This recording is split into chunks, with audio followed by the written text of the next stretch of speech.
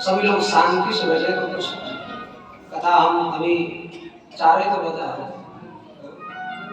5 बजे तक सोचो कि 6 बजे 7 बजे तक सोचो। वास्तव में हमारा तो जब मन लग जाता है ना, हमारा मन नहीं होता है कि हम ये इस श्लोक को छोड़ दें। आपको आनंद आ रहा कि नहीं आ रहा मुझे मालूम नहीं, मगर मुझे बड़ा आनंद आ रहा।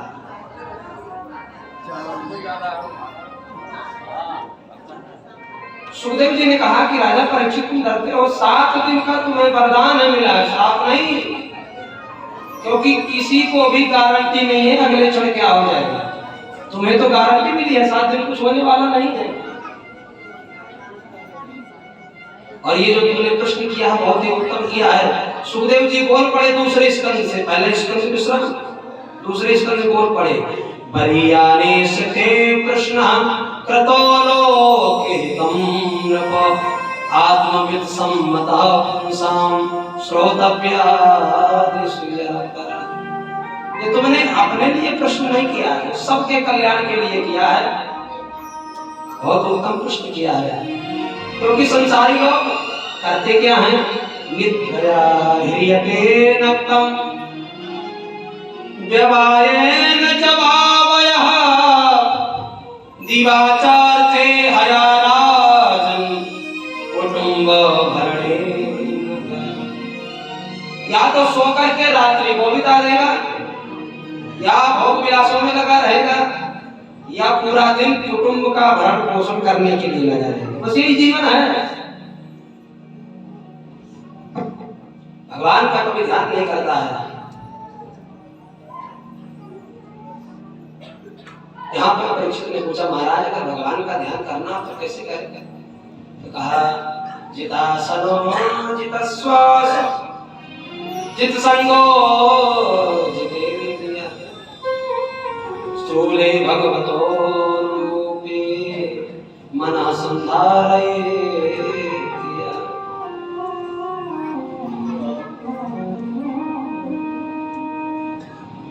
सुखदेव जी ने कहा, परीक्षित तुम घबराओ मत, 7 दिन तुम्हारे लिए बहुत है। राजा खट्वांग को 2 घड़ी में सदगति मोक्ष मिल गया था। तुम्हारे पास तो 7 दिन है। ये बात सुन करके परीक्षित स्वतंत्र हो गया। बात ये डॉक्टर मिला है कि अभी तक सब फीस लेने वाले थे, इलाज वाला कोई नहीं था। सब बताया कि ध्यान करने की विधि, पहले जितासनो, आसन को जीतो। ये नहीं कि कभी ऐसे बैठ गए, कभी पैर उठा लिया, कभी ये कर लिया, कभी पैर फैला दिया। पहले जितासनो। कई लोग तो ऐसे करके ऐसे बैठ जाते हैं, मैं करूंगा नहीं क्योंकि हमारा तो सिस्टम बना है ऐसे। इस आसन को पता क्या कहते हैं? दरिद्र आसन। आसन में यही बैठेंगे, अपने कहेंगे सुख संपत्ति घर आवे कष्ट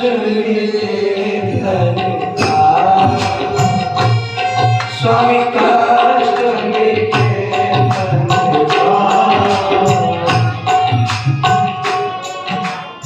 तो ये प्रार्थना करें। क्या मतलब की प्रार्थना करते रहो।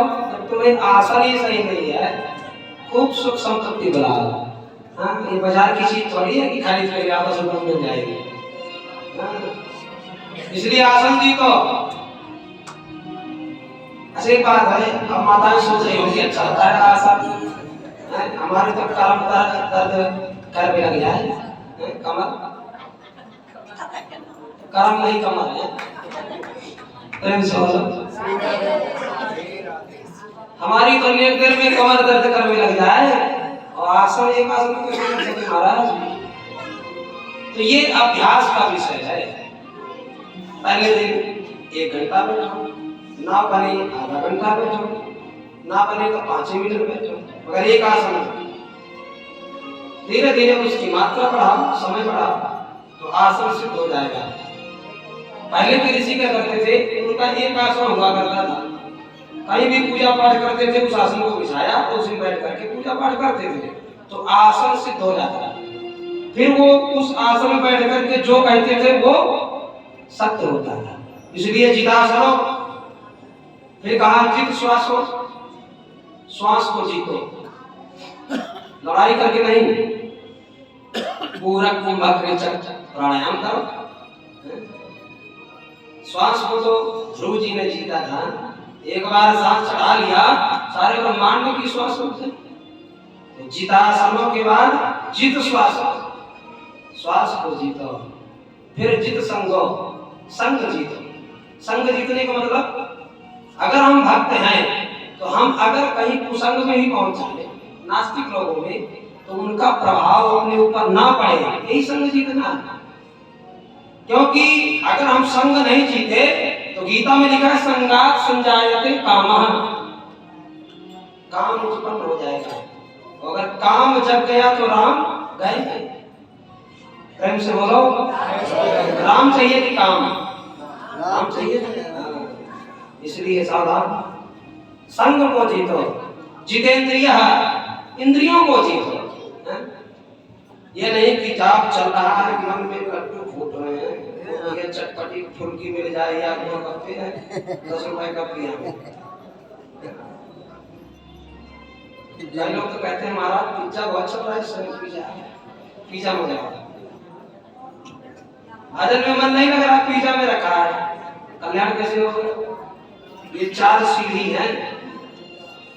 पहली जितासनो, आसन को जीतो, जित संगो, संग जीतो, जित श्वासो, श्वास को जीतो, जितेंद्रिया, इंद्रियों को वश में करो।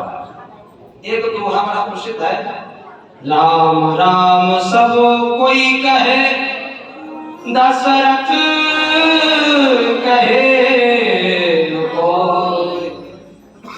एक बार दशरथ कहे कोटिया। तो क्या राम छोड़ करके दशरथ जपने लगे हैं?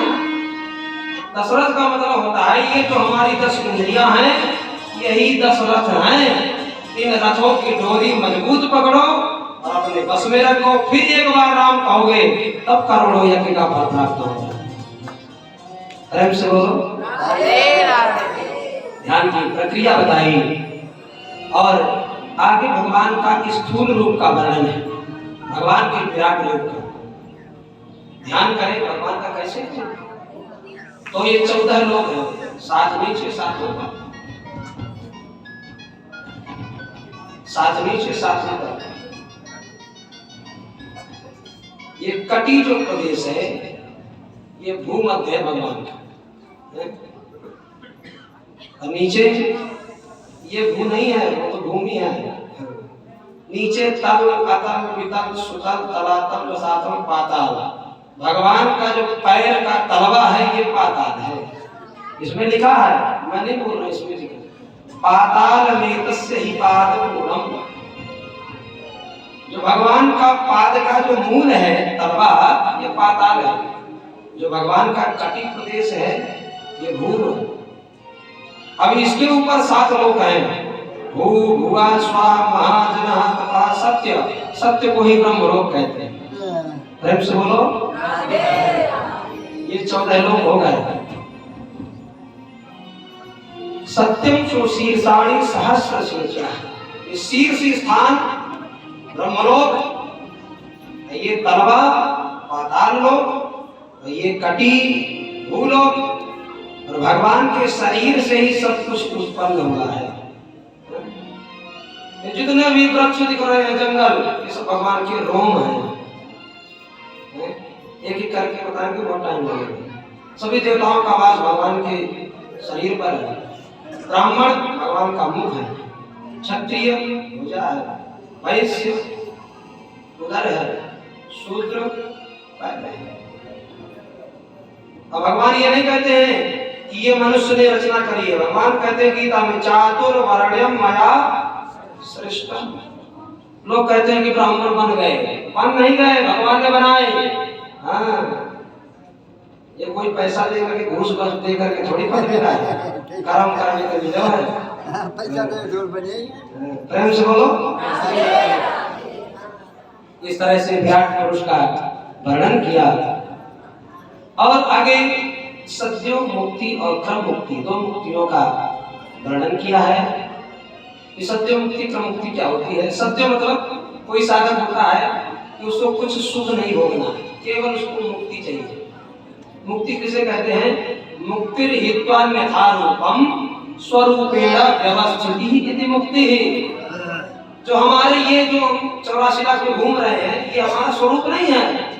जो इस स्वरूप को समाप्त कर दे और हमारे ईश्वर अंश जीव अविनाशी वाला स्वरूप प्रदान कर दे, वो मुक्ति है।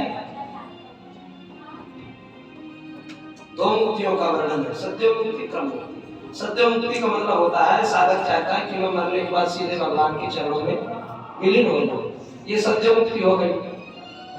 अक्रम मुक्ति, एक साधक होता है कि मैंने इतना भजन किया तो मुझे फल भी चाहिए। भगवान ने कहा ही है कर्मण्येवाधिकारस्ते मा फलेषु कदाचन, तुम कर्म करो फल मैं दूंगा। तो वो सोचता है कि अगर मैंने कुछ कर्म किया तो फल मुझे मिलना चाहिए।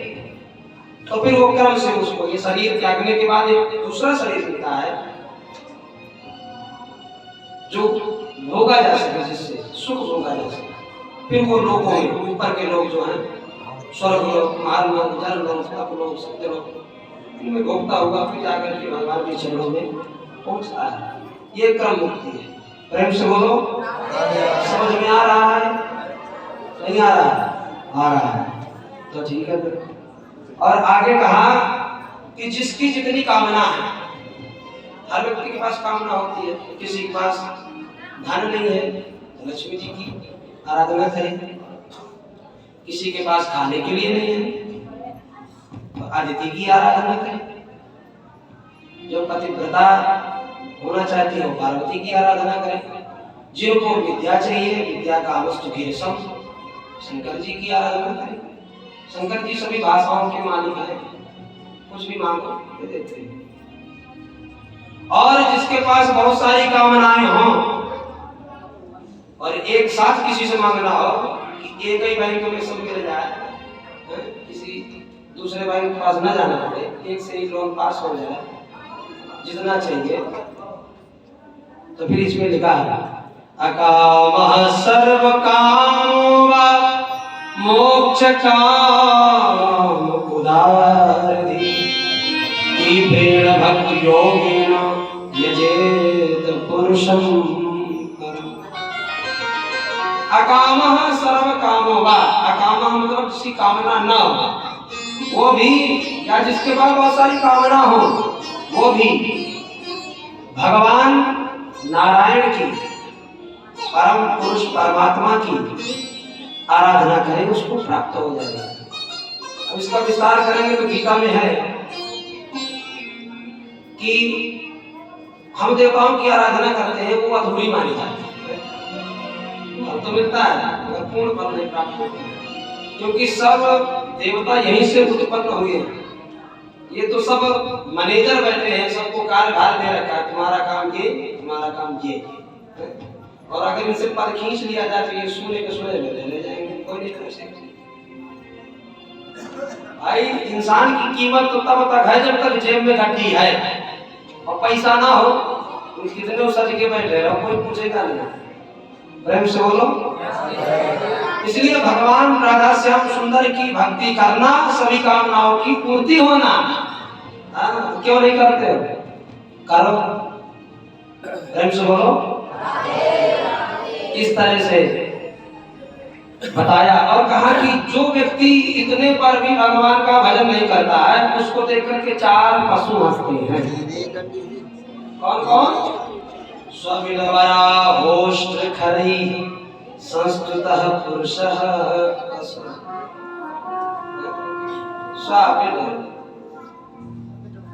कुत्ता, उष्ट्र ऊंट, करई गधा और वराह माने सुअर। तो आप देख रहे हैं सब जगह कुत्ता क्यों हंसता है? कुछ लोग होते हैं कि करना धरना कुछ नहीं, फालतू के बकना करेंगे कुछ नहीं, केवल भाषण लेक्चर सुनते रहे। प्रेम से बोलो। तो उनको देख करके कुत्ता हंसता है, वाह काम तो हमारे जैसा है, जरूर पिछले जन्म में हमारा कोई साथी संगी रहा होगा। कुत्ता पसंद है। आगे बराह, शुगर। शुगर का काम क्या है? अपना काम बनता है, भाड़ में जाए। जब वो खा करके पेट भर जाता है उसका, तो उसके बच्चे भूखे हो कि नहीं भूखे, उससे कोई मतलब नहीं, आराम से तान दुपट्टा सोता है। इसी तरह कुछ मानव भी होते हैं, अपना पेट भर जाए, दारू पीने को चकाचक मिले, परिवार को खाने को मिले और चाहे जाए। कुछ लोगों ने एक सिद्धांत बना लिया है, यावत जीवे सुखम जीवे, जब तक जियो मौज से रहो। ऋणम कृत्वा घृतम पिबे, कर्जा लो चकाचक घी पियो। क्या करो? घी पियो। कर्जा लो चकाचक घी पियो, ऋणम कृत्वा घृतम पिबे, क्योंकि भस्मीभूतस्य देहस्य पुनरागमनम कुतः। मरने के बाद कौन आ रहा है? इसलिए कर्जा खूब ले, घी पियो, मौज करो। प्रेम से बोलो राधे राधे। इस तरह के व्यक्ति को देख करके महाराज साहब, हाँ भैया है तो हमारा जैसा ही, अरे ये इतना सुंदर है हम ऐसे, इसका मतलब है कि पिछले जन्म ये हमारा एक खानदानी रहा होगा साड़ू भाई। प्रेम से बोलो। तीसरा पशु तैयार हो गया, सविण बरा पुष्ट ऊंट, जिसके पास थोड़ा सा पैसा हो गया, थोड़ा सा पद मिल गया, वो नीचे नहीं रहेगा, गर्दन उठा करके ऊपर रहेगा। अच्छा, इसका इतना मंदिर बन गया तो मैं भी बना के दिखाऊंगा इसको। मगर ये जो बना ये अवैध बना है, रजिस्ट्री वाला नहीं है, इसको गिरवाऊंगा फिर अपना बनाऊंगा। नीचे नहीं देखता, किसी दूसरे का कल्याण नहीं चाहता। ऊंट जैसे चलता है, ऊंट देख करके बड़ा पसंद होता है, बाहर भैया चचेरे भाई हो तो हमारे चले जाने हैं। ऊंट कहता है हम भी अपने आप को खूब बड़े समझते थे, हमें अपनी पढ़ाई का महत्व तो तब पता चला जब हम पहाड़ के नीचे पहुंचे। खोदा पहाड़ में बीच हुई है, हमने सोचा हम सबसे बड़े, हमसे भी बड़ा है काड़ा। प्रेम से बोलो। चौथा गधा, खर माने गधा। खर तो आप देखते हैं क्या करते हैं।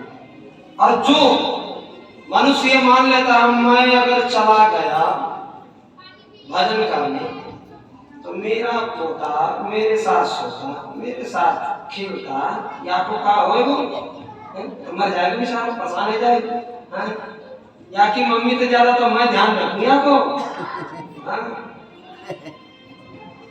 देखा जाए हकीकत तो दाई और बाबा इसीलिए होते केवल पोता खिलाने के लिए, और कुछ काम नहीं, भजन नहीं करेंगे। एक व्यक्ति था भगवान का भजन कभी नहीं करता, सैलरी आती थी क्योंकि वो सरकारी अधिकारी कोई था, सैलरी आती थी, चकाचक बढ़िया सब कुछ ऐश मौज करता था। मगर जब बुढ़ापा आया उसके दो बालक आए, और दोनों बालक ने नियम बना रखा था कि जैसे ये तारीख आएगी हम इसके पास जाएंगे, और उनमें होड़ होती थी कि सबसे पहले कौन पैसा लेके आता है।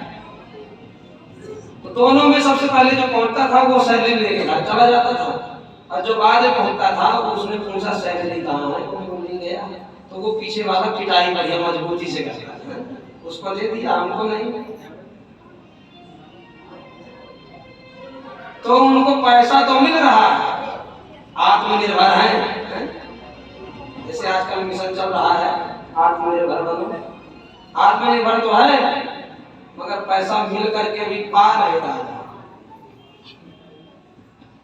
एक दिन बड़ा दुखी हुआ, एक महाराज जी मिले, बताए महाराज जी का कोई बात नहीं, वृंदावन में हमारा आश्रम है, वहीं चलो, अब तुम अपने पास पैसा रखते ही हो, तुम्हें वेतन मिलता ही है, हमारा भार भी नहीं मानोगे, चकाचक बढ़िया वहाँ खाना रहना मौज करना।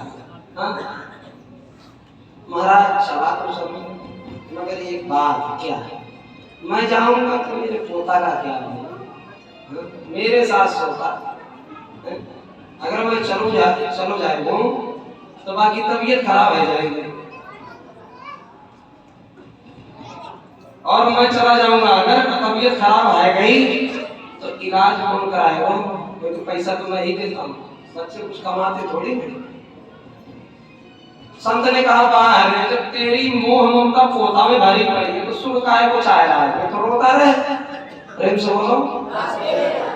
इसी तरह खूब पैसा रुपया है, अगर अपने परिवार में लगा रहे, खूब मेहनत करेगा, जिंदगी पूरी हो गई, बुढ़ापा आया जब किसी काम का नहीं रहेगा, परिवार वाले उसको, गधा ने खूब काम किया मालिक के लिए मगर कभी उसको पुरस्कार नहीं मिला, जब मिले तो डंडे ही मिले, और जब काम का नहीं रहा तो मार करके भगा दिया। इसी तरह घर वाले भी करते हैं। हाँ, पैसा जब तक है तब तक सीधा है, पैसा नहीं है ऐसे व्यक्ति को देख करके गला हंसता है। हम भी खूब काम करते थे, हाँ, और ये भी खूब काम करता है, इसका मतलब ये हमारा कोई मौसेरा भाई है, क्योंकि चचेरा हो गया, खानदानी हो गया, साड़ू भाई हो गया, मौसेरे बचो, मौसेरा भाई है, उनको ये पशु गाली देते जिस वजह से ये इंसान होकर के इसको इतना बड़ा सौभाग्य मिला मगर फिर भी भगवान का भजन नहीं कर रहा है। यहाँ पर परीक्षित ने सुखदेव जी से प्रश्न किया, महाराज सृष्टि का विस्तार कैसे हुआ, कृपा करके बताएं।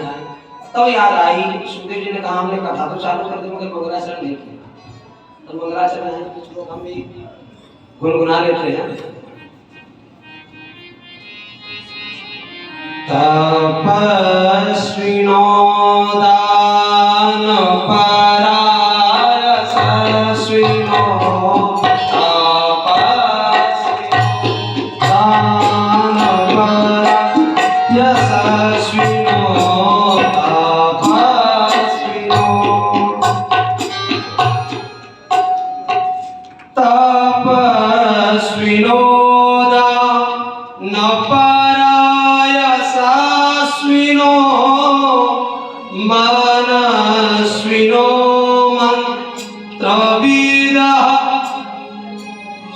सुमंगला क्षेमं नविन्दं तिविनाय दर्पणं तस्मै सुभद्र श्रवसे नमो नमः तस्मै सुभद्र श्रवसे नमो नमः।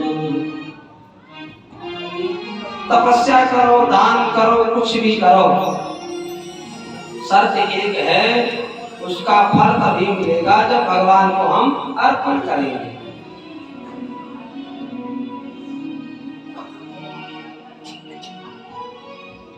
ये जो हमें सीखना है जिस श्लोक से, उस श्लोक को हमने गाया है। नहीं तो स्तुति और भी श्लोक है। नमः परस्मै पुरुषाय भूयसे। हे परम पुरुष परमात्मा, आपको प्रणाम करते हैं। हम चाहे तपस्या करें, यज्ञ करें, अनुष्ठान करें, कुछ भी करें, जब तक हम भगवान राधा श्याम सुंदर के चरणों में अर्पण नहीं करेंगे तब तक उसका फल हमें पूर्ण रूपेण नहीं मिलेगा।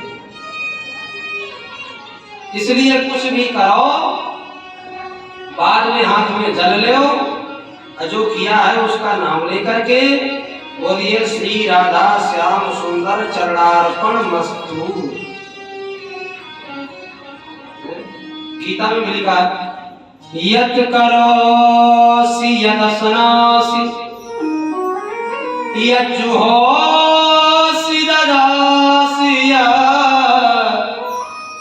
यत् तपस्यसि कौन्तेय तत् कुरु समर्पणम्। यत् करोसि, कुछ भी करो, तत् कुरुष्व, वो मुझे करो, क्या अर्पणम, अर्पण। प्रेम से बोलो। इस तरह से स्तुति करेंगे। यहाँ एक छोटा सा उदाहरण हनुमान जी के जीवन से हमें सीखना चाहिए। कितने लोग थे मगर काम केवल हनुमान जी ने किया। सीता जी का पता केवल हनुमान जी ने लगाया। और जब हनुमान जी यहाँ से गए तो मुद्रिका लेकर के गए, और वहां से जब आए चूड़ामणि लेकर के आए। और जब आए तो यहाँ जय जयकार हो रही थी। बोले बाहर हनुमान, जो कोई काम नहीं कर सका वो तुमने किया, तुम्हारी जय हो। हनुमान जी हाथ जोड़ करके चरणों में बैठ गए, महाराज आप ही अगर मेरा अभिमान बढ़ाओगे तो मेरा क्या होगा। संसारी लोग कहें तो एक बार चलता है, पर आप स्वयं कह रहे हो। राम जी ने कहा कि क्या ये सही नहीं है, तुमने इतना बड़ा काम किया, कोई नहीं सोच पा रहा था कि मैं पार जा सकूंगा, सबने मना कर दिया था, हाथ खड़े कर दिए। अंगद ने ताकत लगाई, अंगद कही जाऊं मैं पारा, तो पार तो चला जाऊंगा। सब प्रसन्न हो गए, बोले काम बन गया, पार चले जाएंगे, खोज करके आएंगे। एक प्रार्थना है क्या, बोले कछु संशय फिरती वाला। बोले संशय ये है कि जब लौट के आऊंगा तो भरोसा नहीं है कि आ जाऊंगा। जामवंत जी ने कहा कि जब भरोसा नहीं है तो क्यों बड़बड़ा रहे हैं, शाम से बचे रहो। हनुमान जी के बल का बखान किया।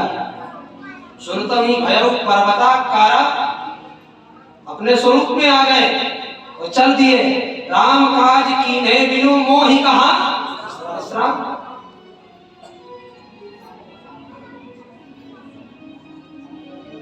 भगवान ने मुद्रिका दी है, बोले आपने हमें मुद्रिका दी। हनुमान जी कह रहे भाव समझिए, कथा तो बाद में सुना देंगे, कथा में तो टाइम ज्यादा है। भाव ये है, हनुमान जी ने कहा यहां से मुझे हिंदुस्तान का जहाज मिल गया था, यहां से मुझे हिंदुस्तान का जहाज मिल गया, मैं उस जहाज में बैठ करके चला गया। अब कोई गाड़ी में बैठा देगा और मैं वहां पहुंच जाऊंगा तो इसमें मेरा पुरुषार्थ क्या है, सब आपका है। बोले कौन सा जहाज था, बोले मुद्रिका। प्रभु मुद्रिका मेल मुख माही, जल दिलांग गयो अचरज। कोई आश्चर्य नहीं था, मैं चला गया। बोले चलो इधर से तो हिंदुस्तान का हेलीकॉप्टर मिल गया था, उधर से क्या मिला, बोले उधर से श्रीलंका वाले ने दे दिया। क्या, बोले माता जी ने दिया, चूड़ामणि उतारी तब दया। उधर से श्रीलंका का हेलीकॉप्टर मिल गया, इधर से हिंदुस्तान का। अब इसमें मेरा क्या है, प्रेम से बोलो। भगवान ने कहा कि ठीक है, सुनाई दे रहा ना, सुनते रहो बात।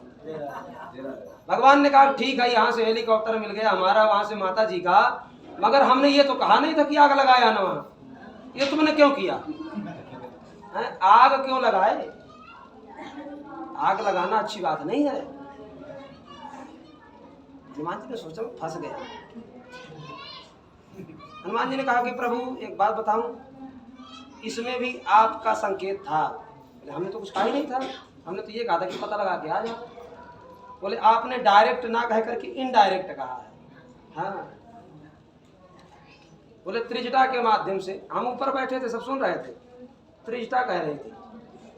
हाँ, एक बंदर आएगा और यहाँ आग लगाएगा, आपका पता लगा करके जाएगा, फिर भगवान आएंगे, युद्ध करेंगे, रावण को मारेंगे, आपको ले जाएंगे। हनुमान जी ने कहा मैंने सोचा कि मेरे प्रोग्राम में ये तो लिखा नहीं था, ये कहां से आ गया।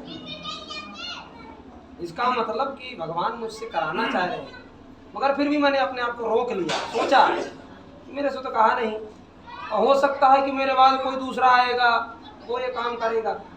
बंदर मैं बस थोड़ी हूँ, बहुत बंदर है। तो उसने कहा यह सपना मैं कहूँ पुकारी, हो ही सत्य गए दिन चारी।